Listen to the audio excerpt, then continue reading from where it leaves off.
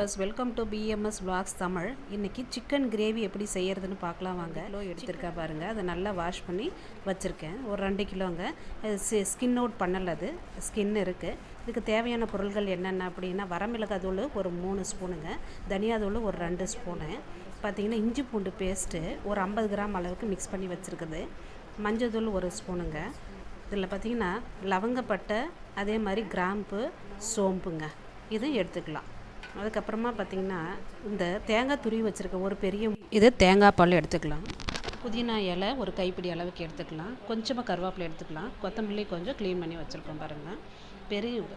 கொஞ்சமாக எடுத்துக்கிட்டால் போதும். கருவேப்பிலை ஒரு பெரிய வெங்காயம் ஒரு 4 எடுத்துக்கலாம். தக்காளி பெருசு ஒரு 4 எடுத்துக்கலாங்க. அதெல்லாம் பொடி பொடியாக கட் பண்ணி வச்சுருக்குறோம். இப்போ எப்படி சமைக்கலான்னு பார்க்கலாம் வாங்க. ஃபஸ்ட்டு நல்லா ஒரு பெரிய வாணலி நம்ம வச்சுக்கலாங்க. அப்போ தான் நம்ம எல்லாம் கலர போகிறோம். நம்ம குக்கர் யூஸ் பண்ண போகிறது இல்லைங்க. நல்ல வாணலி வச்சுக்கிட்டு, இப்போ எண்ணெய் வந்து பார்த்திங்கன்னா ஒரு 100 ml கொஞ்சம் குறைவாக கூட விட்டுக்கோங்க. அது கொஞ்சம் ஹீட் ஆன பின்னாடி அது பார்த்திங்கன்னா பட்டை, லவங்கம், அது லவங்கப்பட்டை, கிராம்பு, அப்புறம் சோம்பு, இது எல்லாமே நம்ம போட்டுக்கலாங்க. போட்டுட்டு அதுலேயே அந்த புதினாலாம் இருக்குது இல்லைங்களா, வாஷ் பண்ணி வச்சது, அதுவும் எண்ணெயில் போட்டுடலாம். கொஞ்சமாக இருக்கக்கூடிய அந்த கருவேப்பிலை, புதினா கூட இதில் ஆட் பண்ணிவிட்டு, அதுக்கப்புறமா நமக்கு பொடியாக நறுக்கி வச்சுருக்கிற பெரிய வெங்காயமும் ஆட் பண்ண போகிறோங்க. புதினா கொஞ்சம் போட்டுக்கலாம். இப்போது பெரிய வெங்காயமும் ஆட் பண்ணிக்க போகிறோம். இதெல்லாம் நல்லா எண்ணெயில் ஃப்ரை ஆகட்டுங்க. அதுக்கப்புறமா தான் நம்ம இஞ்சி பூண்டு பேஸ்ட்டு ஆட் பண்ணணும். ஃபஸ்ட்டே இஞ்சி பூண்டு பேஸ்ட்டு போட்டுட்டோம்னா அதெல்லாம் அடி பிடிச்சிருங்க. அப்புறம் வெங்காயம் வந்து நல்லா ஃப்ரை ஆகாது. அதனால் நம்ம இது கொஞ்சம் நல்லா ஃப்ரை ஆகிட்டோம். இப்போ போட்ட ஐட்டம் எல்லாமே, அதுவும் மெயினாக வந்து பெரிய வெங்காயம் நல்லா ஃப்ரை ஆகணும். ஆயிடுச்சு, நல்லா பாருங்கள். அப்புறம் இஞ்சி பூண்டு பேஸ்ட்டும் நம்ம கொஞ்சம் போட்டுக்கலாம். இப்போ நல்லா கலரிட்டு இஞ்சி பூண்டு பேஸ்ட்டும் நல்லா மிக்ஸ் ஆகிட்டு, நல்லா அந்த பச்சை போன பின்னாடி இப்போ நம்ம தக்காளியும் போட்டு, அதுக்கப்புறமா தான் தக்காளி போட்டு ஆட் பண்ணணும். தக்காளி போட்டு ஆட் பண்ணிக்கலாம்.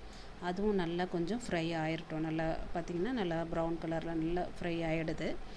ஸோ ஃப்ரை ஆகிட்டு பின்னாடி அதுக்கப்புறமா நம்ம நல்லா வாஷ் பண்ணி வச்சுருக்கிற அந்த சிக்கனை எடுத்து ஆட் பண்ணிக்கலாங்க. பாருங்கள் எந்த அளவுக்கு ஃப்ரை ஆகிடுச்சு பாருங்கள். இப்போது எல்லாம் குட்டி குட்டியாக நறுக்கி வச்சுருக்கிறதுனால நல்லாயிருக்கும். அதை இப்போது வாஷ் பண்ணி வச்சுருக்கிறத ஆட் பண்ணிட்டோம். அந்த மசாலா கூட ஆட் பண்ணி போகிறோம். இப்போது இதுவும் கொஞ்சம் நல்லா ஃப்ரை ஆகட்டுங்க. கொஞ்சம் நல்லா ஃப்ரை ஆன பின்னாடி நல்லா கிளறி விட்டுருங்க. அப்புறமா ஒரு 2 ஸ்பூனு பார்த்திங்கன்னா கல்லுப்பு போட்டுக்கலாம். கல்லுப்பு போடுங்க, ரொம்ப நல்லது. மேக்ஸிமம் வந்து கல்லுப்பு வீட்டில் நல்லா யூஸ் பண்ணுங்கள். அது சால்ட்டு பார்த்திங்கன்னா நல்லா அந்த இது வந்து யூஸ் பண்ணாதீங்க. கல்லுப்பு யூஸ் பண்ணிங்கன்னா கொஞ்சம் நல்லது உடம்புக்கு. அதிலே பார்த்திங்கன்னா தனியாத்தூள், மிளகாத்தூள், மஞ்சத்தூள் இதெல்லாம் ஆட் பண்ணிக்கலாம். இப்போ மஞ்சத்தூள் போட்டிருக்கேன் நான். மஞ்சத்தூள், உப்பு போட்டிருக்கோம். நல்லா கிளறி விடுங்க. அதை கொஞ்சம் உப்பு மஞ்சத்தூளெல்லாம் போட்டு நல்லா கிளறி விடணும்.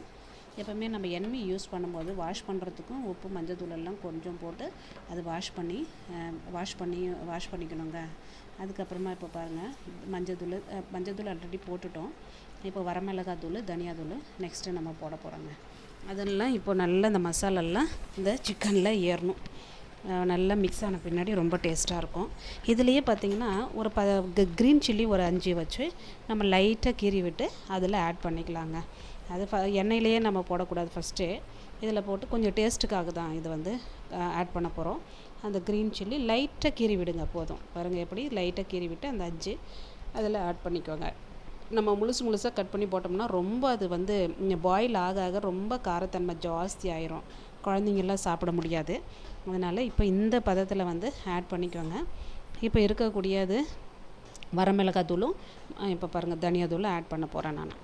இப்போ ஆட் பண்ணிக்கலாம். ஃபஸ்ட்டெல்லாம் நம்ம உப்பு தூள், மஞ்சள் தூள் மட்டும் தான் போட்டோம் நம்ம. இப்போ வரமிளகாய் தூள் ஒரு 3 ஸ்பூனு, அவ்வளோதாங்க. இது சிக்கன் மசாலா, கறி மசாலா அதெல்லாம் எதுவும் ஆட் பண்ண வேண்டியது இல்லைங்க. தனியாத்தூள் ஆட் பண்ண போகிறேன் பாருங்கள். ஸோ இதை மசாலாலாம் நல்லா அதில் மிக்ஸ் ஆகணுங்க. இது ஒரு 10 நிமிஷம் இந்த ஆயிலையே நல்லா பெரட்டி எடுங்க. அதெல்லாம் நல்லா மிக்ஸ் ஆகணும். அந்த சிக்கனில் வந்து ஆட் ஆகணும் நல்லா.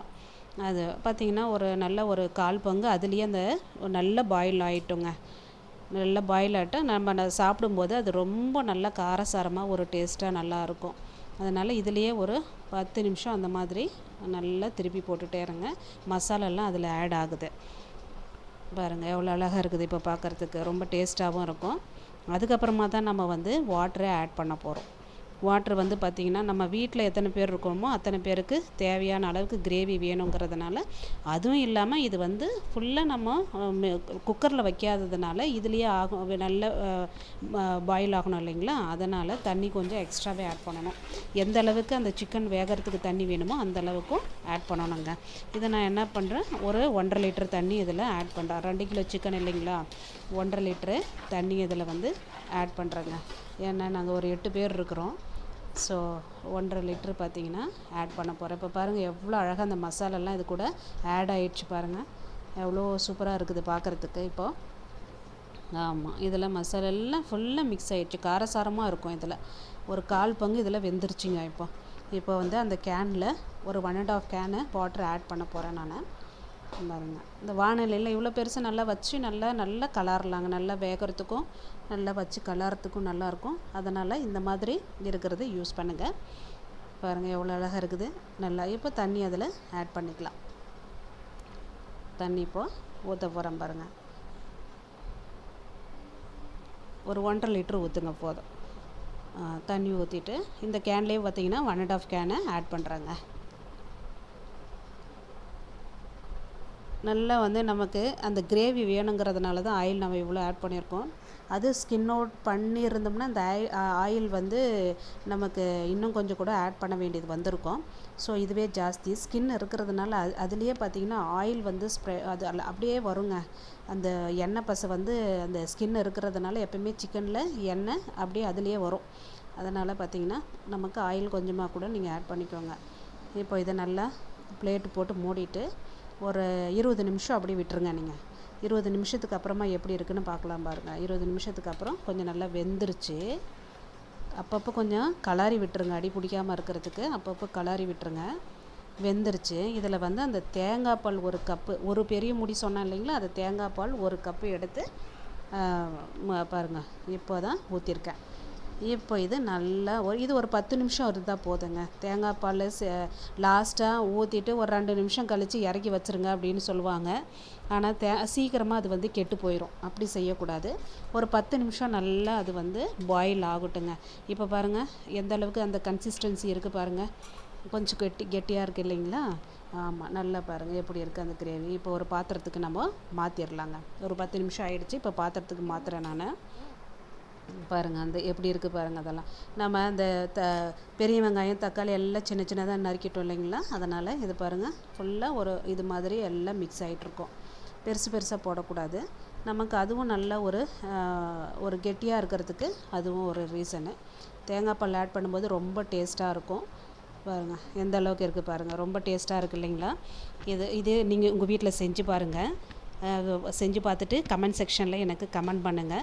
லைக் பண்ணுங்கள், ஷேர் பண்ணுங்கள், சப்ஸ்கிரைப் பண்ணுங்கள். பாருங்கள் எவ்வளோ நல்லா இருக்குது பாருங்கள். நீங்களும் செஞ்சு பாருங்கள்.